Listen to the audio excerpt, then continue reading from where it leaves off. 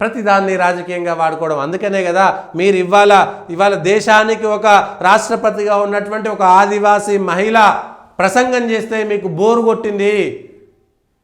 Poor lady అన్నారు. పోనీ ప్రసంగం గురించి కూడా కాదు, పూర్ లేడీ ఆమె మాట్లాడితే పూర్ లేడీయా?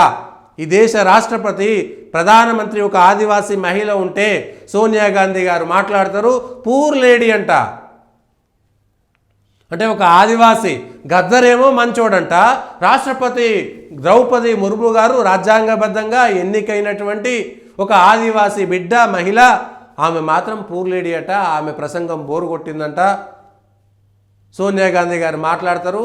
నిన్ననేమో కుంభమేళాలో పుణ్యస్నానం చేస్తే దారిద్ర్యం పోతుందా అని అంటారు. ఇవాళనేమో ఒక ఆదివాసీ మహిళ గురించి మాట్లాడుతూ ఆమె గురించి రాష్ట్రపతి హోదాలో ఉన్నటువంటి వ్యక్తి గురించి అంటే ఎవ్వరూ గౌరవం లేదు.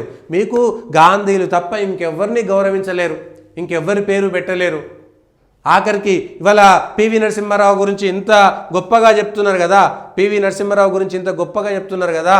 ఇవాళ రాహుల్ గాంధీ గారు పివి నరసింహారావును ఎంత దారుణంగా అవమానించారో తెలంగాణ కాంగ్రెస్ సమాధానం చెప్పాలి. తెలంగాణ కాంగ్రెస్ పార్టీ సమాధానం చెప్పాలి.